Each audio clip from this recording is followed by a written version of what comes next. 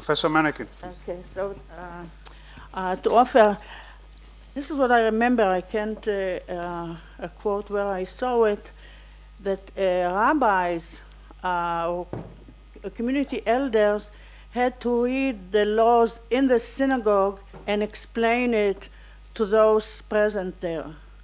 So even though it didn't appear in Hebrew, except as you know as well as me, Maria Teresa Judenordnung, which was translated into Hebrew/Yiddish, they still, those who went to the synagogue, knew about the law, theoretically at least.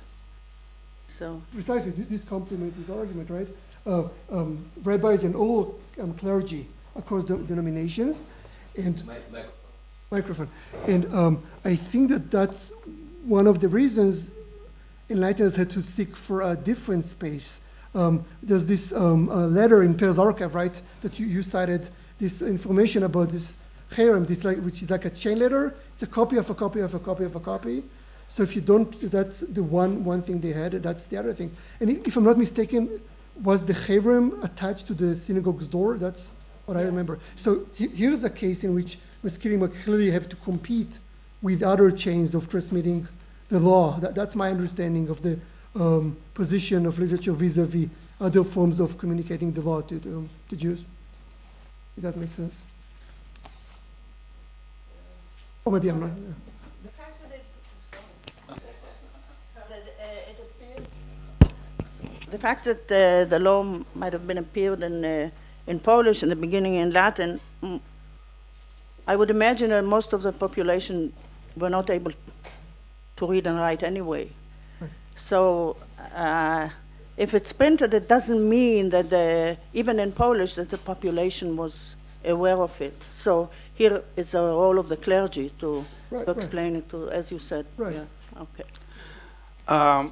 Well, talking of the so-called Haskalah theater, or plays, or whatever, we have a major problem here because there has been a kind of a long-going discussion among scholars who really consumed those texts and for whom they were written in the first place.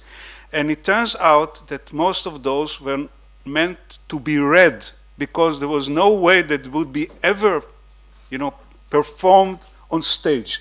So have this in mind before you get into all kinds of, but it doesn't contradict what you said because this was kind of an, if you like, inbuilt idea in the minds of the masculine writer that he writes for performance. Still, and this is part of the thing, we have it also in Joseph Pearl's things and other works, not only, by the way, in Galicia, all over the Maskilic, Yiddish writing community, that in the first place, the sheer fact that they were writing in Yiddish, it was meant to be read by the so-called, the masses, the people, the simpletons, women, by the way, okay? This is what they meant. But actually, as you probably know better than I know, there is no evidence ever that these plays or pieces were ever consumed by more than dozens of people. So just a historical, very sober-minded comment on the impact of this. No question. Okay, Yeah, please, sorry.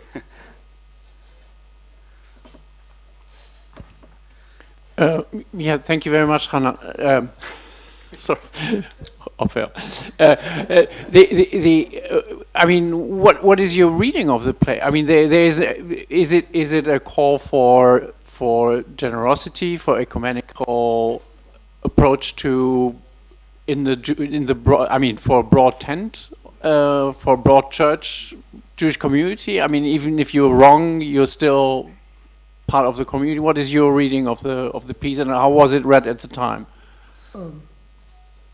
So I think Gers provides us both with an opportunity but also with a complication. Opportunity because with the exception of Joseph Pearl, that's the one maskil that has an archive that survived, both in Jerusalem and in Vilnius, in Evil. So we actually know a lot about him, and we have a representation of at least 7 different manuscripts of circling. So this is just to say ahead why what I'm going to say should be taken with caution.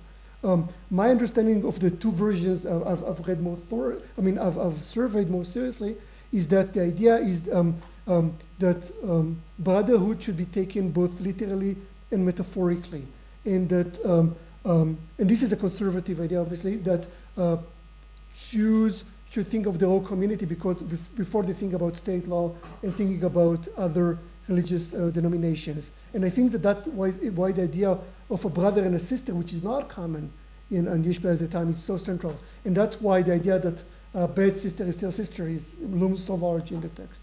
That's my interpretation. Having said that, this sentence appears in these two versions. It doesn't appear in earlier versions. So there is some kind of a modification of the message, I think, I believe.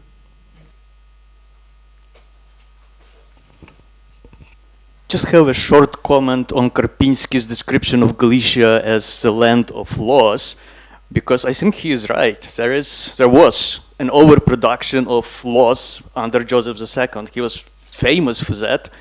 And in the case of Ukrainian peasants, yes, this corp of professional bureaucracy is small in Galicia at the time, but they treat priests, rural priests, as bureaucrats, as public servants as well, and they have this role of communicating, laws and regulations to their parishioners. So if you look at the documentation of, Greek Catholic deaneries from the end of the 18th century, beginning of the 19th century, they all include all the state laws and regulations that had to be communicated to peasants. Very helpful. I think that in light of our house comment, what makes it interesting is that these are texts and not auditory comments. So no one takes into account the fact that these texts were read, so that's interesting. It's about the visuality of the text. Thanks. I was right. Thank you very much also for Karpinski quote, which I like very, very much, and I was very moved to hear it from you. Actually, it starts, I would say, very dramatically, because the two lines before you quoted is po wesołej w Polsce chwili już żeśmy w kraj wkroczyli, w którym śmiać się zapomniano, w którym płakać zakazano. We are in a country in which it is people have forgotten how to laugh, and in which to cry is forbidden. And then there goes this passus about all these laws that you have quoted, and probably we should remember that Karpinski is a sentimentalist writer. So this is this branch of enlightenment which is, so to say, distrustful to these formal reforms, but rather about emotions. And but I think it presents very well the discrepancy.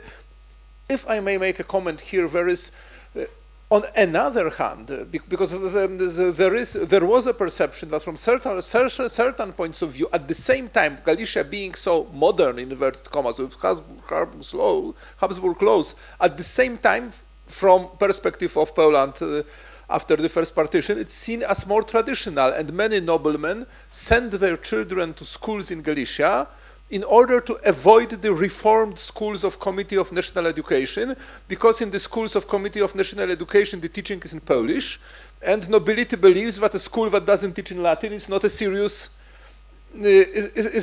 school. So to say, which is more modern, which is less, it depends on perspective. And I also have a question about this play, which I know nothing about, but you presented it very interestingly. From which year, more or less, from which time the play? It's a very recent project. I think that it was authored in the early 30s. Early 30s, so first half of 19th century. That is definitely the But case. it is a comedy, isn't it? Or when it's laughable, it's a comedy. This is the joke, yes, it is definitely a comedy. Yes, so because I was thinking that the structure of a story in which a villain, instead of being punished by laugh, is ridiculed and then forgiven, is quite typical for comedies. And I would think about many Fredro comedies which end precisely in this way. So say some literary historians wrote, were serious plays, they should have end in penalizing the villain. Because they are comedies, they end with laughing at the villain and forgiving him. So probably this is, in a sense, it has something to do with the structure of the literary genre in which the text is written. Brilliant, thank you. I have some questions also to other lecturers, if I may, or later. Maybe we Okay. still respond to. Okay, I have a question to offer. You probably know, of course, that the so-called, apropos the genre, הקומדיה המשכילית, or the maskilic comedy, was not a creation of Galician Jewry. Actually, we are talking of kind of a very new tradition that started somewhere at the second half of the 18th century in the German-speaking areas.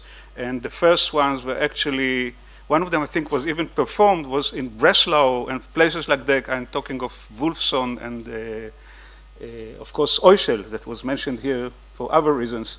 So would you be able to comment on the specificity of the Galician environment of this? Because we are talking of a different political environment, a different imperial environment, and also a very different cultural environment than those of the first so-called maskilic comedies. And the other thing is, although scholars claim that there is a continuity, I always doubted how much of Ettinger, for example, knowledge is based on reading Oischel and Wolfson. Has he ever read them at all? Okay. I'm going to answer that briefly, and then I'm going to ask you a question. Thank you for the question. Right. So, the author of the Generative Welt, the deceived, the deceived people, read one of these comedies, Prussian Yiddish comedies that Professor Batar is referring to. He read Leichtsinn Formulae, which is kind of a Yiddish Tartuffe. And in Leichtsinn Formulae, the conclusion is the following. There is a Melamed who's pawning his tefillin, and then he is going to a brothel. And perhaps the most memorable sentence is this comedy is a chassid in a hurehois or a chassid in a brothel, and then it concludes with sending off this Tartuffe-like Melamed teacher outside of the borders of the town without mobilizing the state authorities. So it is very clear that the person who wrote the Generative Welt was familiar with that text and add this one last step in which one needs to call the state authorities and bring them into the picture. So in that very narrow textual sense, I think that there is a reference between the first and the second. I don't think that Ettinger read this Prussian Maskilic text. I don't have any evidence for that. So there is both a continuation and a rupture. And yet you, Israel, do you find my reading of Serkale convincing? Sorry? Do you buy this reading of Serkale? Do you think it makes sense? Do you think it's convincing? I think I tend to disagree with you on some points, but not here. I mean, I'm not going to discuss it here.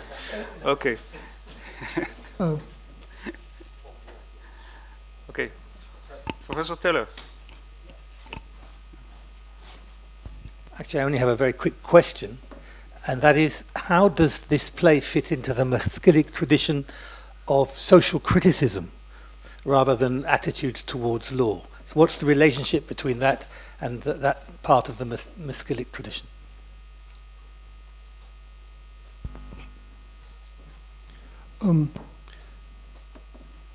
There's something fundamental about Serkale which is very interesting to all of us, but which I do not understand. It pits once against the other a Litvak and a Galicianer, and it's very busy with imagining who the Litvak is and who the Galicianer is.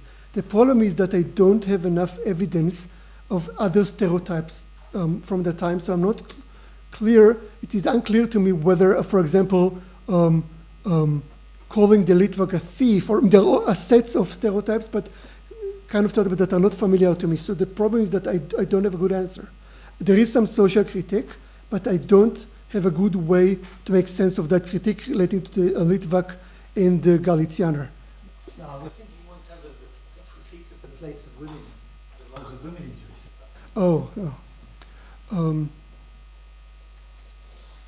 What do you think? What's your I haven't read the play, so I don't think anything. It's much easier to ask the questions than to answer them. So again, but this is, I mean, I'm thinking on the with face of it, when you were describing it, it did sound to me as if this was a critique of Jewish women in the role of Jewish women in small-town Jewish society. And as you described it, that ending is a kind of pessimistic, masculine ending to a play like that. This is how it is, and it isn't going to change. But I haven't read. I mean, I'm just I haven't read the play. So, you know, if this woman was not discovered to be this kind of scoundrel, this would have been Glickel of Hamelin. This is a woman who's, you know, able to amass wealth, to control this way of wealth effectively. You could read this text in a very different manner, and there is a lot of concern in this text about women who become powerful and are able to mobilize this power and take advantage of this power. So I'm saying misogyny, but you, I mean, I think that's what you It's the same telling thing, me. misogyny, but in terms, not just hatred of women, but in terms of how that is corrupting Jewish society. Right. And it is often been called a bourgeois play, which it is in a sense, but it also is a text that is very much worried about the role of money. There is, so, you know, right before the brother is, we discover that the stranger is actually the brother. There are 3 pages which are devoted to the changing status of the Polish nobility in Galicia and the mechanization of agriculture. 3 pages that have nothing to do with the plot, which I think signals the fact that there is an attempt to say something wider about the effects of the Austrian presence in Poland and how it changes things for the better, but also for the worst. So I think that's part of the much wider horizons this play engages with, if that makes sense. Referring to Professor Teller's question, I would like to warn all of us from going back to I think the worst thing that ever happened to the study of literature in general, and in this specific case, Yiddish Haskalah literature in particular, and that is that it was confiscated by modern radical ideologies in the way that the stress, I mean, kind of the pressure, rather, sometimes political, and by the way, I think it was quite symbolic that you cited from a Soviet version. I noticed that, and I wonder why you did it. A Soviet version of Cercle, because the interest in those pieces in the 20th century was mostly influenced, or it was rather permeated with all kinds of either Marxist and even sometimes Marxist-Leninist, you know, whatever of the 20s and 30s.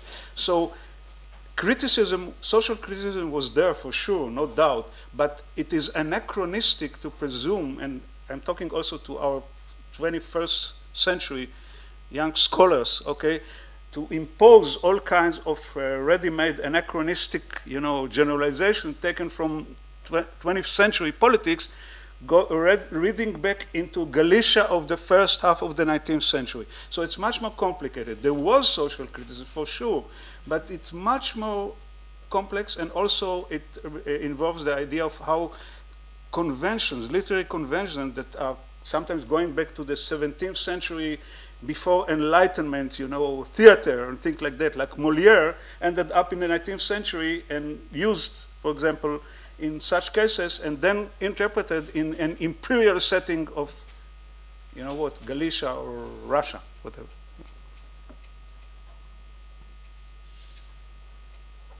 It's a great time to switch to the other speaker, right? Okay.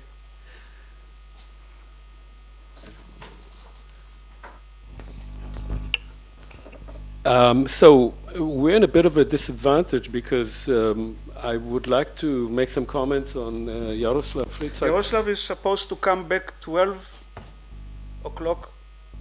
Fritzak?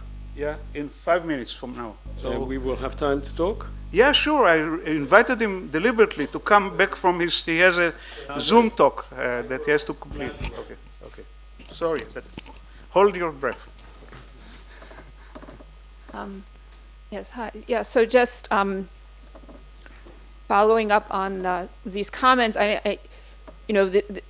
one thing that there doesn't seem to be in the play, at least in the very brief summary, right, is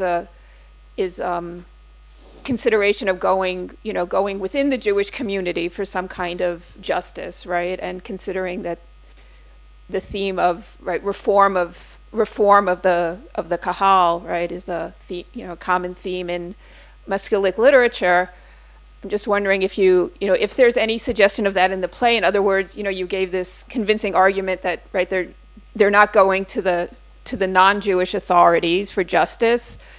But what about the option? Is there any suggestion of the option of going somehow within the community, or is the fact that that's not an option, is that a critique, an implicit critique that you can't find justice within the community? So it sort of fits with the idea of critiquing the existing communal structure, right? And also, does it serve any literary function to leave the audience without this sense of justice, right? I mean, you've got the weddings at the end, right? But right, I mean, you could have a tree fall on Circula and then justice would be done, right? So do you think that the decision to is there any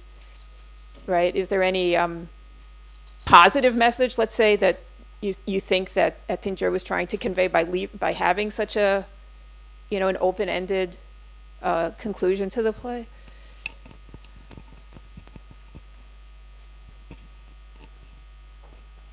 These are fantastic questions. And you're right, there is an erasure of the option of getting justice from within the Jewish community. So with the exception of bringing in the Beatles. So you're right, that's very interesting. And I'll have to think more about that. Thanks. And we're going to keep this conversation between us. Thanks. And I think the professor... Yeah, so I'm glad that Professor Ritzak is back here. I want to raise a couple of issues, a couple that have to do more with certain factual issues and a couple of interpretations. So I missed the first 2 minutes of your talk, so you may have mentioned it, but for those in the audience who don't know, there is a very useful book by Alison Frank that was published in 2007, Oil Empire, that deals with the oil industry in Galicia, including with this particular event that Yaroslav talked about. The book that you mentioned, Oil Magnates, actually is a translation from Yiddish. It came out as the Yiddish Neftmagnaten in the early 50s, I think in 53. And the man who wrote it, Julian Hirschhaut, was from Drohobych. And additionally, especially if we read Polonsky's introduction to Bruno Schulz, Schulz actually does talk in The Street of Crocodiles, allude to in his own way to the oil industry and its impact on Borisław and on Drohobych. So this is just some thoughts that I had on the context. But in speaking about Franco, and I spent a fair amount of time reading his works, I had a very different reading of him, and I wonder if you could talk a little bit more to it. Boa Constrictor, the first version that came out in the 1870s, to my reading, presents an entirely anti-Semitic view of Goldkammer, using all the usual stereotypes of the period. And that was, as you said, a rather influential text at the time. Many people read it. A quarter of a century later, Franco published another book called Fateful Crossroads, in which there are two Jewish characters. And what is interesting there is that one is an assimilator Jew, assimilated into Polish culture, and one is a Chassid. And both of them are described again in highly anti-Semitic terms, but they undergo a transformation, which is what makes this story so interesting. What they transform into is into accepting the need for Ruthenian nationalism, and thereby, by their own necessary disappearance. That is, that they have to leave because they have no place in that world that will become a Ruthenian Ukrainian nation, and that is very much in line with Franco's own essay on Semitism and anti-Semitism, which argues that Jews could remain in a Ukrainian national state either as a identified minority with restricted rights or go to Zion. And that is quite influential in the sense that you can follow that thinking into the pre-war years and into the interwar years. So, to my mind, there's a very different interpretation of Franco, and I wonder if you could respond to that. This is ongoing discussion we had for several years, I believe. Yes. So on the Anderson flag, without doubt I know this book because basically I gave her a lot of material. It's my first dissertation. And she thanks me in the introduction because basically there's a lot of interpretations. But this particular moment story, she glossed it over. There was just one or two sentences, and they said basically, but they were biggest drama than this one. This was basically what he's focusing on because she doesn't never this kind articulate this kind of specific context, which I found strange. Yeah, I'm talking Alison Frank. Yeah,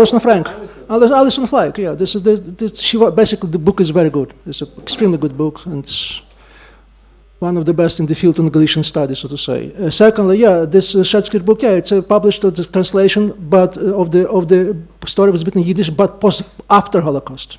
What I mean to say, there's nothing before Holocaust, at least to my knowledge. I may be ignorant, but somebody would correct me. I will be more than happy to know there was another story. Then it comes to Franco. Without a doubt, Franco was anti-Semite, and I'm claiming that. And I had several articles on this thing. He was anti-Semite, but anti-Semite of a certain type. He was so-called progressive anti-Semite. Very much like a Karl Marx, I would say. In this trend, not like Karl Marx, but in this trend, a socialist. So he disliked Jews for very particular reasons. Again, this is my reading, so to say. By that time, you probably know this famous quotation by Franz Joseph, that we were all anti-Semites to this or other extent. My point is always that Franco was anti-Semite, but what he did with anti-Semitism. Because basically, you have cases when people transform anti-Semitism in the main point of their program, and they become programmatic anti-Semitism. And my impression is that Franco is a shy anti-Semite. He's trying to hide it, so to say. But so from time to time, you see his anti-Semitic leading, so to say. But again, what I find kind of paradoxical, I couldn't understand, because less he became socialist, less he became anti-Semitic.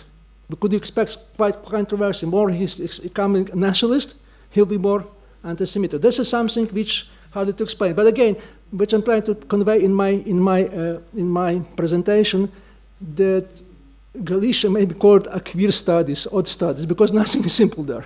It denies any kind of simple definition, so to say. I'm hesitant to speak in front of you and Lada and Andriy about Drobic, but I don't remember reading about 1884. By the way, Alison was my doctor father, so I didn't know this that you were advising her. So I think that makes my Dr. Mutter, yeah. So I think that makes you my Dr. Father or something. Do you have any responsibility? I won't call you for a wedding bill. I don't remember 1884, but there was Saul Landau who wrote about Boleslav and the Jews in 1898. Saul Landau, the Zionist, socialist Zionist, wrote about Boleslav in 1898 in German. But this was what, with literature piece or just a when he went through, he had a trip through Galicia. No. I don't know the story. You know this piece. So, and of course, after the massacre, everyone was talking about Boleslav and Drobic. But just to throw that out there. But just to make it clear, Boleslav make another story in the Zionism, because this Boleslav case was mentioned as a separate case during the first Congress Zionism, because the address of the Boleslav Jews to Theodor Herzl personally to help them to be transported to Palestine, which is basically make Boleslav more important in Jewish story. So I have a question regarding to your methodology, because I think when you look just at the fiction, you really don't see this Jewish version of Borislav or Drohobych. But when you look at the other type of literature, like interwar reportages, you can see that Borislav attracted much of the attention of people coming there, people not from Galicia, people from Warsaw, from Berlin, from Vienna, who visited it, and also Jewish people. So I read a lot of Yiddish reportages, and they were interested in Borislav because it was an example where you can meet Jewish workers, not only Jewish entrepreneurs, but Jewish workers. And it was very interesting. And in the interwar period, they were in very miserable conditions, so it looked not very well, but they like coming there. So it's like comment and question. Why do you focus because on fiction? I'm discussing the period of Borislav history is called directly Jewish industry, which ends with 1898. This is a very much critical point because 1996, the Austrian legislature took a norm that all the mines has to be in distance more than 50 meters and must be technologically equipped, which means that many of Jewish industries could not keep with these demands. And this is exactly what provoked this kind of address of the Borislav Jews to Herzl. Because this was considered the end of the Jewish Borislav. And then at that comes another chapter in the Jewish history, Borislav history, oil industry, large companies coming, Canadian companies, French companies, and it creates quite different picture.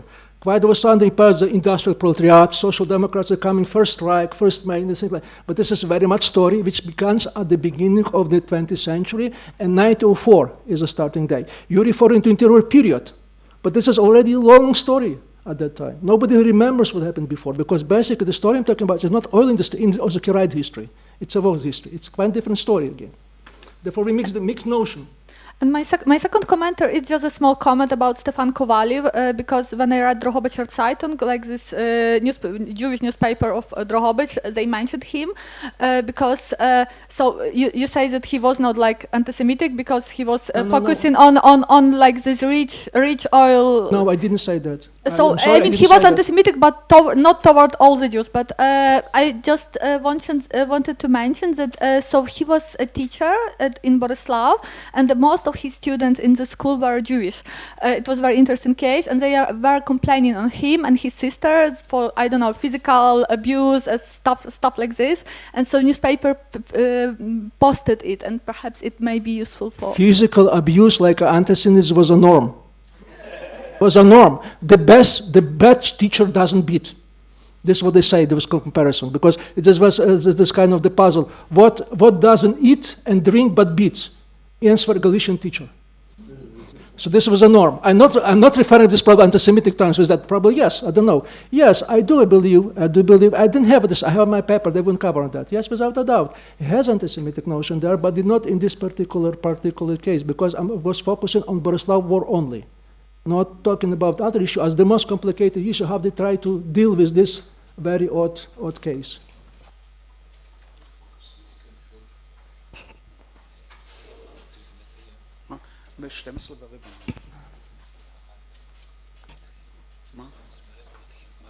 I just had two small footnotes to Yaroslav's paper, and one I mentioned to him during the coffee break, when you showed us this gallery of Ukrainian socialists and allegedly anti-Semites from the 1870s. And I think that the picture is more nuanced, because Podolensky, for example, was definitely an anti-Semite, and he was publishing the first popular socialist brochures in Ukrainian, in Vienna and in Switzerland. And Dragomano actually later criticized those brochures, saying that, you know, there was too little of socialism in them and too much of Haidamachina, right? This kind of attack against Pani and Zhidi.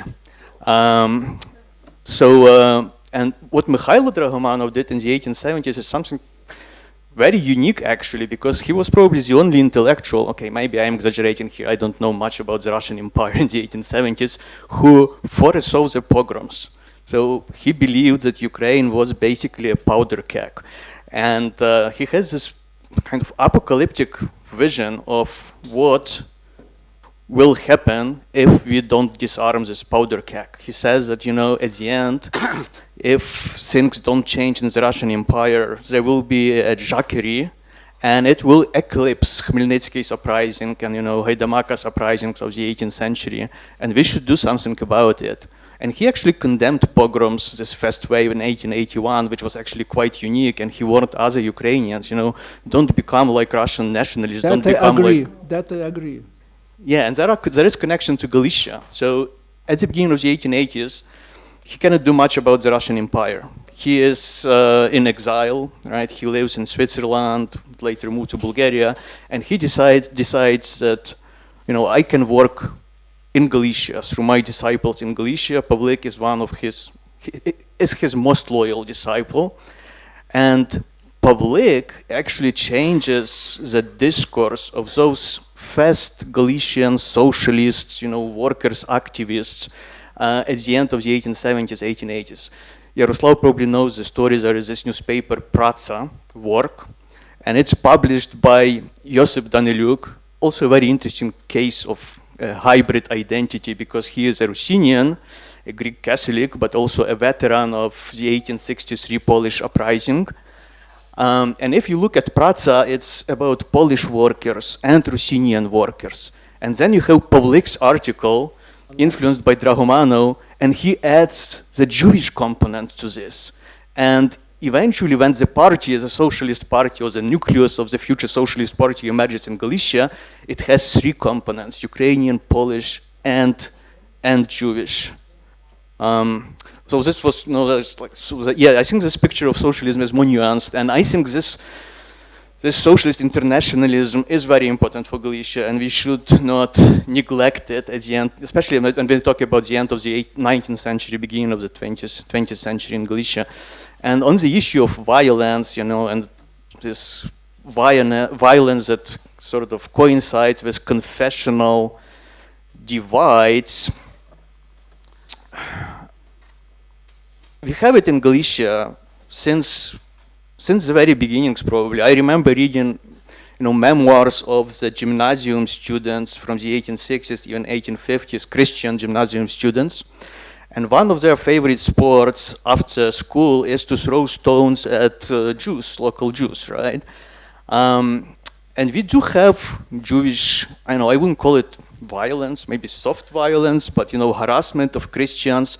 It's a typical peasant complaint, right? When they go to a marketplace in a town, they are harassed by the Jewish crowd, Jewish hooligans, maybe we should call them.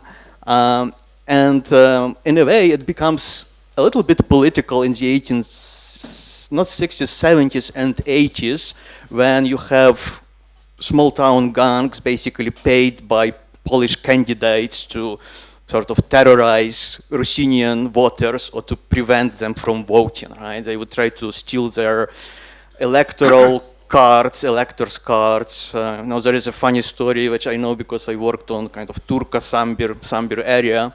So you have a village priest coming for elections to a town together with his villagers, with his electors, and they have to spend a night there, and then the next day they would vote. And next morning he wakes up and his boots disappeared.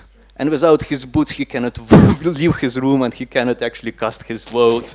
And of course, he blames local Jews. We don't know if it was Jews or Christians who stole them, but it's a town in which you have strong Jewish presence and in which Jews can be actually quite powerful. Thank you very much, but I'm sorry, we have to conclude with one Should last I answer question. or not? And Professor Itzhak, would you please continue the discussion with the gentleman in the coffee break, because we need to begin immediately the first. Okay, I'm sorry. Sorry. Basically, I agree with you. Please. I don't see the disagreement here. 2 minutes really. One is I would like to say I was very fascinated by Professor Prokopianet's paper, which would really demand some more detailed analysis, for which we do not have time, because with three perspectives, so to say national linguistic is one, imperial or legal state another, and geopolitical, regional, the third one. I think this is the three frames of reference which are important not only for Polish literature, but also for Yiddish literature or Ukrainian literature, and so that this is really a theoretical scheme that is worth debating, and what is important is not only that these are different interpretations, but these are different literatures. There are different Polish. We have Wyspiański in the first paradigm, and Aleksander Sewer-Nafta in the second paradigm, and whomever. So in a sense, there are different texts. But in a sense, appear. And my one point to Jarosław, if I may, is your question about why Franco becomes less anti-Semitic when he becomes more nationalist. Well, it's absolutely. I will not press it, but isn't it so that in Galicia, when there is this fragile